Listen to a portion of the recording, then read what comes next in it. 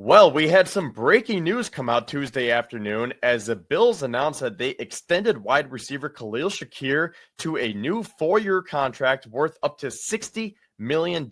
And that is the first real domino to fall specifically from that 2022 draft class, as that has been the talk as of late. What's going to go on with Khalil Shakir? What's going to happen with James Cook, Terrell Bernard, and Christian Benford? So the first of 4 potential extensions happened today. And Pat, could you pull up that tweet? We'll just get the official tweet from Ian Rappaport because this was perfect timing, as I have Pat Bruknis here alongside to do the producing, and then he's going to come on and be my co-host because we were talking about coming on today and we were going to record our next video segment about saving money for the Bills and just go through the salary cap ramifications. So then this news came out about Shakir and it was just perfect timing. So as you can see, Ian Rappaport was first on it with Tom Pelissero, and he said that the Bills and Khalil Shakir agreed to terms on a 4-year contract extension worth up to $60.2 million, including $32 million guaranteed at the signing.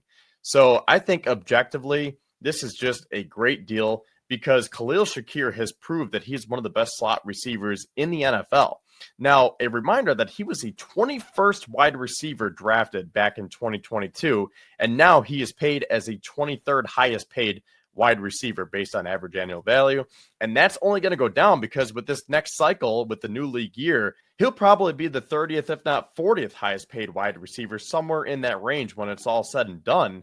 And then as we progress throughout the years, I mean, this deal is going to look like a complete bargain, just like Josh Allen's contract will. And we'll get to his contract in a little bit here. But Pat, can we pull up the other tweet now? Because I just want to go over some of the Bills transactions. I just tweeted this out a few minutes ago, and I want to recap what the Bills have done so far as we get ready for this new league year.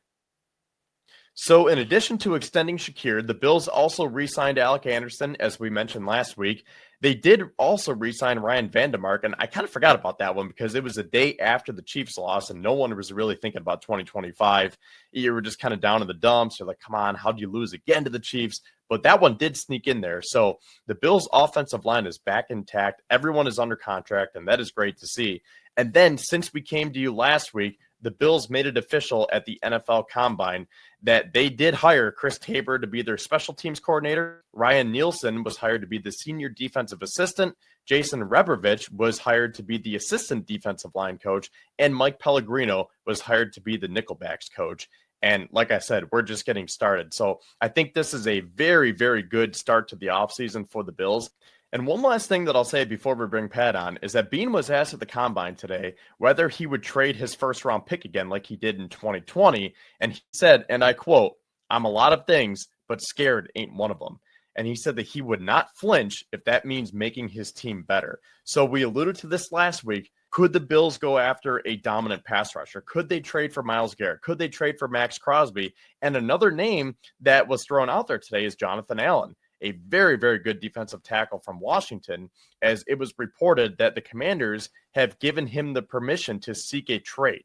So with that, I want to bring Pat on now and get his thoughts on all this before we break down how the Bills can save over $50 million in cap space. So that being said, Pat, first of all, how are you doing? And second of all, what are your opinions on all of this news? Because now that it's a combine time, we're going to get news ramping up here. And the first big piece of news that we heard today was Shakir.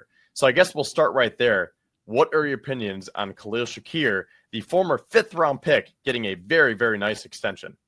Yeah, first, I'm doing really good, especially with the news of Khalil Shakir. I personally love the extension for Khalil Shakir as a guy that Josh Allen has trust with, and Brandon Beane said it today. Anytime the ball is thrown Shakir's way, he catches it. He's Mr. Dependable, and I really love that for this offense. Yeah, I mean, he's become one of Josh Allen's favorite targets. So I think it's right in the middle where you're paying him enough, but you're not paying him too much because we know what the market now, wide receiver ones go for $30+ million, and Shakir's not that. So the Bills always say that their slot receivers are wide receivers 3. And that gets a little bit convoluted because people are like, oh, he's better than a wide receiver 3. And it's like, yeah, I get that. He might be first or second in targets, but the way they list him, at least on their depth chart, they would consider him a wide receiver 3. So I think all that to say, that is a perfect happy medium contract for both the team and the player. I think he's going to outperform that contract. And now the question is, can they get a similar deal done with James Cook and or Terrell Bernard and Christian Benford? I think they will be able to get an extension done with Terrell Bernard and Christian Benford. But James Cook, on the other hand, $15 million for a running back, like we talked about last week, that's a lot for a running back, Kevin. Now, if he wants to come in at 11 or 12, I can see that. But if he's set on 15, we just can't pay him that, especially if you want to go after a guy like Myles Garrett, like we spoke on last week. Well, that being said, let's pull up over the cap now because I want to walk through our fans here how the Bills can exactly go through these salary cap savings. Because if you're wondering, well, man, that's going to be an extra $15 million for Shakir. Now, the contract details aren't out yet, but if you look on Spot Track and over the cap, they have Shakir's cap hit over $32 million. They're just keeping the guaranteed money there for now because I believe it's due to him on March 20th, somewhere in that range. So take that with a grain of salt for now, but I'm thinking Shakir's cap hit will probably be somewhere in the $10 to $12 million range, maybe a little bit more or less, give or take. But it is going to go up with that extension. Sometimes when you extend a player, you lower their cap hit, but since he was on his rookie deal, it is going to go up. And where are the Bills at right now in terms of their cap space? Because I know between over the cap and Spot Track, it was within that $10 to $15 million range over. So what do we have here for over the cap, Pat? It says that we have $9,965,502. Okay, so they're having the Bills roughly, we'll just say about $10 million over. Now, I don't think that this counts the Shakir deal. So it'll be interesting to see where it all lies out. But again, we're going to tell you 8 different moves that the Bills can make here. I mean, really, we can narrow it down to 5, but we're just going to go through as many moves as possible to show how Brandon Beane can continue to save money for this team. Okay, so now as you can see with this salary cap calculator, Pat and I are going to walk you through multiple different steps here in terms of how the Bills can save tens of millions of dollars. Because one of the biggest ways is contract restructures, because the players really don't have a say, and that's up to the team. If Brandon Beane wants to go to Josh Allen and say, hey, we want to restructure your deal, he can do that, because the main thing that you want to look for here is these players' base salaries. So if you're looking on the left-hand side here, you go down the list, Josh, Vaughn, Ed Oliver, Deion Dawkins, even Milano and Knox, there are a lot of hefty base salaries here. So we're going to highlight 5 players that we think could be up for these restructures. And as you can see on the right-hand side here, Pat already put it into the system. So if you go over to Josh Allen, if Beane were to restructure his deal, according to over the cap, that would save $11.1 million on the cap. You go down to Vaughn, his restructure would save 10.7. You go down to Ed Oliver, his restructure would open up an additional $8.7 million. Deion Dawkins, who signed that 3-year contract extension last offseason, if they were to restructure that deal, that would open up an additional $9.8 million. And then if you scroll down to Curtis Samuel's contract, he signed that 3-year, $24 million contract worth up to $30 million last offseason, and he really didn't form up to expectations. He really didn't play up to that contract in terms of making $8 million based on average annual value. So if you were to restructure his deal, that would save almost $4 million. So if the Bills were to make those 5 restructures, that would save $44.2 million on their 2025 salary cap.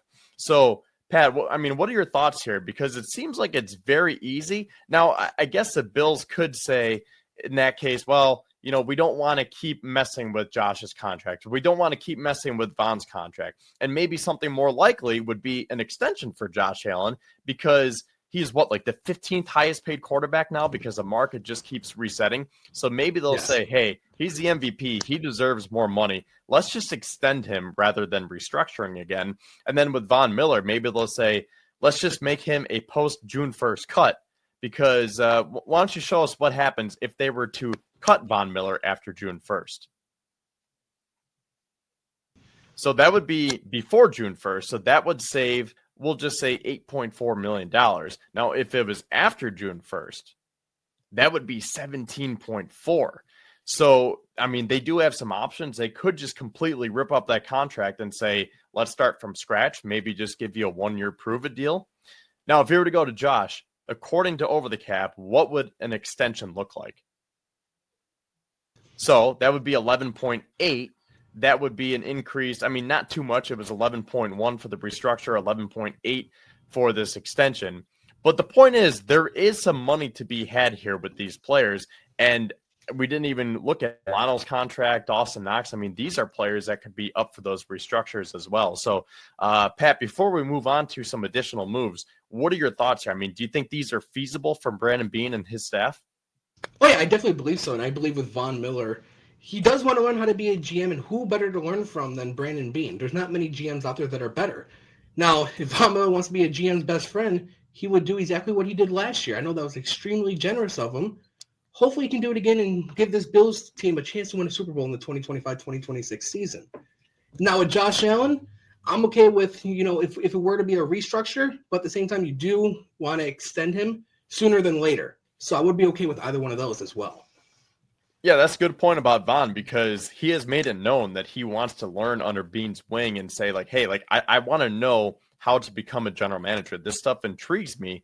And to your point, I mean, he took away a lot of guaranteed money last year for the better of the team to say, I want to save money so that we can spend it elsewhere and go win a Super Bowl. And that's not something that you're going to see from a first ballot Hall of Famer. So I would like to think that maybe they can meet in the middle as well. And maybe he would take another team friendly, whether it's a restructure or just a new contract in general. But I would definitely be open to having Von on this team for the right price. So right, especially if we were to get a guy like Myles Garrett or a Jonathan Allen. Von Miller then would not be the main focus on the defensive line. It would be a Myles Garrett or a Jonathan Allen. And I think that would really help Von Miller out as well.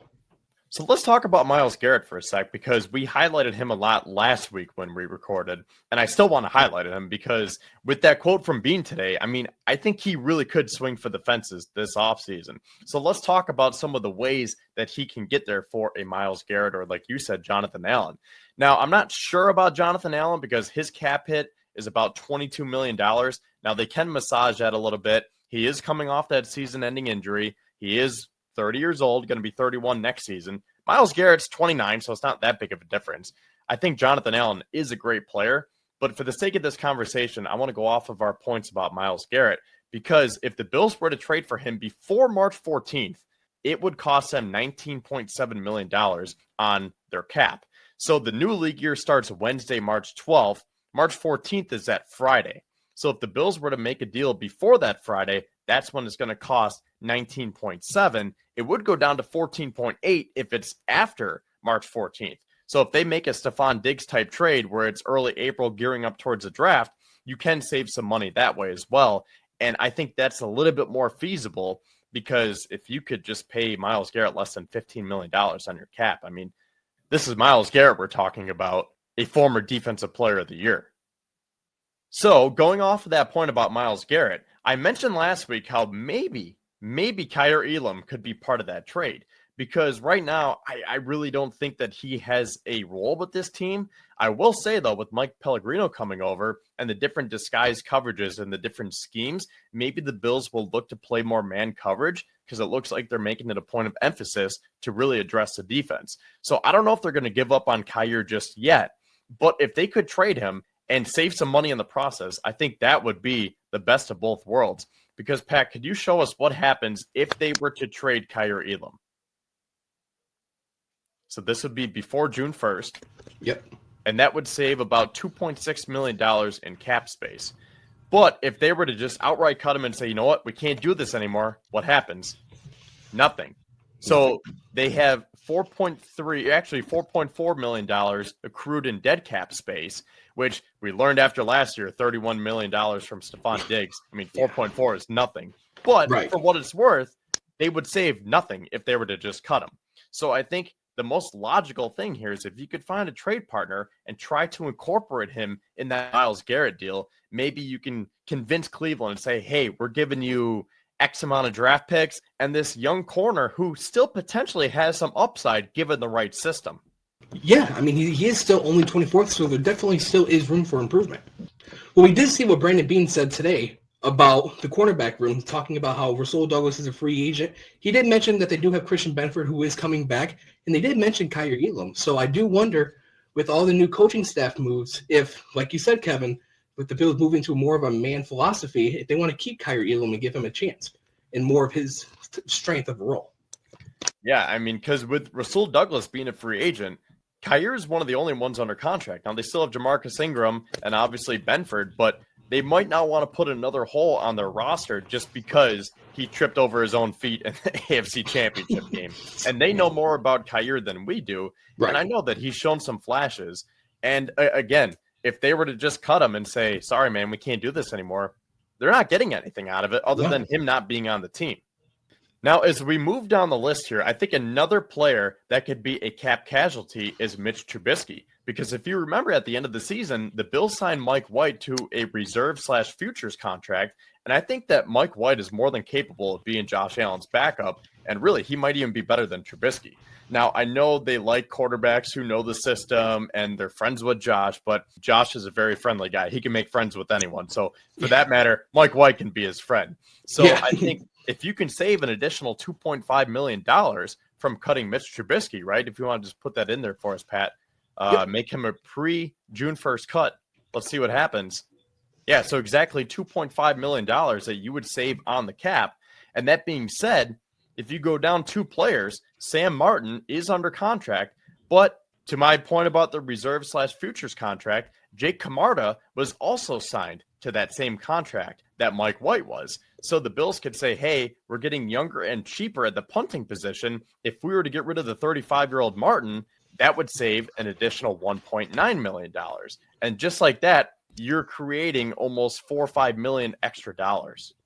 Yeah, I definitely do agree with you with moving on from Mitch Trubisky. If you can save $2.5 million and with having Mike White as a reserve/future contract, like you said, anybody can be friends with Josh. And now this will be his second year in the Bills system. And yeah, if you can get younger and cheaper at the punter position, I'm all for it. Me personally, I don't think Samuel did all that for the Bills in his tenure. He did some good things, but he also did some bad things. So if you can save some money, I'm all for it. Well, we know how the Bills love their continuity, but I'm wondering if this is a year that maybe they reset the special teams room, because let's not forget that Reed Ferguson is still a free agent, and he's the longest tenured Bills player actively on this team, as he was here back in 2016 for the Rex Ryan days. So I would like to think that they would want Reed back, and I think that they would want Sam Martin back as well. But with Chris Tabor coming in as a new special teams coordinator, I'm wondering if that could be in play to where they say, hey, you know what? Let's just move on from Sam Martin and we'll get younger and cheaper here going with Jake Camarda. I'm sure the Bills would want to keep a guy like Reed Ferguson in the locker room, especially with his continuity with the guys. And maybe it's a superstition thing with Tyler Bass. We don't know. Yeah, that's a good point, too, because we know how Tyler Bass has seen his struggles. So they might want to say, let's run it back, because we like how Reed can snap it and Sam can hold it for him. And that's really when Tyler found his stride, right? Like when he came on towards the end of the year, I mean, he was perfect in the playoffs. They had those three at the helm. So they might want to say, let's just roll with those three guys again. You get Chris Tabor, and maybe that was a missing piece, was the coaching aspect of it. So it'll be interesting to see how the Bills handle this. But, you know, let's just say that they do all 8 of those transactions, right? So just to recap, according to Over the Cap, if the Bills were to restructure Josh Allen, Von Miller, Ed Oliver, Deion Dawkins, and Curtis Samuel, they trade Kyer Elam, and then they outright cut Mitch Trubisky and Sam Martin, that would save them $51.2 million on their 2025 salary cap. So, I mean, that is a big relief, Pat, when you're talking about trying to get that dominant pass rusher. Or maybe there's a wide receiver that they want to go get, whether it's trade or just, you know, we talked about Hollywood Brown last week as being that vertical and horizontal field stretcher. Well, his market value is $8 million. And as I flip my sheet over here, you know, I wrote down some of the market values from the guys that we talked about last week, because I really think that they want to build the trenches through the draft.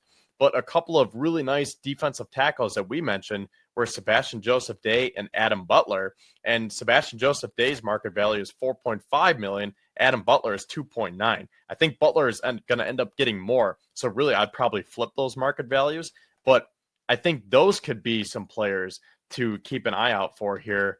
I mentioned Jonathan Jones. Now, Eric Turner of Cover One said that his film is not good, but just for the Mike Pellegrino connection, I think there's something to be said about that. Maybe you get that steady veteran presence in the room. And for what it's worth, his market value is only 2.8. And then if you're looking at the safety room, because I thought it was pretty notable that I can't remember if it was Beane or McDermott. I think it was Beane, though, because when he was talking today, he said that we will not have rookies starting in our safety room. And I think Cole Bishop was a bit of an anomaly, but he was basically just saying like how hard it is to get ramped up to the NFL level. And that made me think, if they don't re-sign DeMar Hamlin, they're probably going to have to sign one, if not two. And some of those guys that we talked about last week were Marcus Epps, Xavier Woods, Jeremy Chin. So whether it's DeMar Hamlin and or one of those guys, they could be spending an additional $5 to $10 million on their safety room. Yeah, they very well could be. That's actually a very good point that you brought up with Brandon Beane saying that they are not going to start a rookie in the safety room. I mean, Kevin, that is a lot of money to be had if that's the route that the Buffalo Bills do want to go. Again, they do have to be cap compliant by March 12th. That is a lot of moves to be made.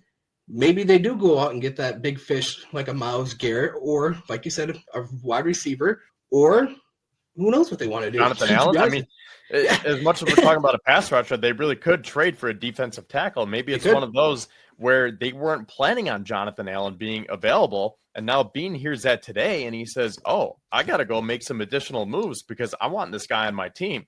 And something else that they could do, this would be minuscule, but hey, every dollar helps. If they were to cut Balen Spector, that would save over $1 million as well. So, I mean, there are some moves that they can make here to, get cap compliant, like you said, and then some, because let's not forget, you're going to have to spend some money on your draft class. You're going to have to spend some money on players that you want to re-sign, like Ty Johnson and Matt Collins. And then there are these additional players that we're highlighting here, whether it's a defensive tackle, a safety, wide receiver, even a corner. I mean, last week we talked about Asante Samuel Jr. Yes. His market value is about 11 to 12 million.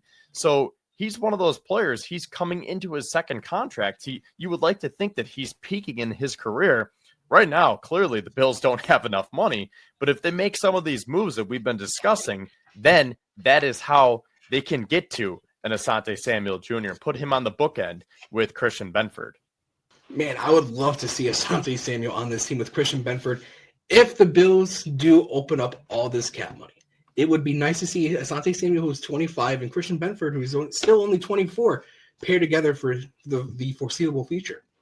And did you happen to see Javon Holland's comments this week? He was talking about how he wants to be part of the winning culture. And just, I can't remember exactly what he said, but everything that he was saying kind of spilled out like he wanted to play for the Buffalo Bills. Not necessarily he wanted to play for the Bills, but everything matched up with the Buffalo Bills philosophy and DNA. So I don't know if we mentioned him last week because he would definitely cost a lot of money. I still don't think they're going to go that route, but I just want to throw Holland's name in there as well. Well, if he does, there are some players that are okay taking less money to win. And if that's the route he wants to go, he has seen Buffalo numerous times beat him. Maybe he's tired of losing to them. He saw the Bills take the division from them in Week 18 2 years ago. Maybe he wants to be a part of that, but he would have to take less money for sure. Well, that being said, thank you guys for tuning in once again, as this is our second installment of our new additions here in terms of the offseason. So next week, we will come back and talk about kind of everything, putting it all together and saying, hey, now that the Bills saved, let's just say for our sake of conversation in this, the Bills saved over $50 million. Let's put some contracts and some terms out. So how much can they sign Hollywood Brown for? How much can they sign Adam Butler for? Can they trade for Myles Garrett? So next week, we'll try to put it all together for you. And comment below what you think. Are there additional moves, maybe something that we didn't mention that you want to see Brandon Beane make, whether it's in free agency or trades, or even if you want to get into the draft? I mean, I really haven't gotten into the draft prospects too much, but clearly you got to use the draft to help you in free agency, because I guess one final thing here, Pat, is what do you think a Myles Garrett trade would look like? Is it 1 first-round pick, 2 first-round picks? As much as we're talking about Kyrie Elam, I mean, that would be the back end of the deal. Right. We'll find out more. Maybe we'll have some more information by the time we come to you guys next week about the comp picks. So maybe there's an extra 4th or a 5th in there, maybe a 3rd. I mean, the Bills don't have that 3rd from the Amari Cooper trade. But, I mean, what do you think just on the surface a Myles Garrett trade could look like? Obviously, a first-round pick would have to be in there. I'm thinking something along the lines of the first-round pick this year, maybe one of our second-round picks this year, and a first-round pick next year. Yeah, I definitely want to use that extra second that they have from the Diggs trade. The question Right. is, will you have to spend 2 first-round picks, or can you get by with, let's just say, a first, that second, and then maybe a mid-round pick, like a 4th-round pick, and Kyrie Elam? That So would be that nice. being said, comment below what your opinions are, what some of your thoughts and trade proposals are, and we will come back to you guys next week. Try to put it all together before the new league year begins on March 12th, but don't forget, tampering period starts on March 10th, and we will probably have a free agency special for you guys right here on the Built Buffalo Network. So make sure you follow Pat and I on Twitter at Kevin_Syracuse, at Pat_Bruknis. Make sure you subscribe to Built in Buffalo. Make sure you subscribe to my personal YouTube channel, Kevin Syracuse. And as always, go Bills. Go Bills.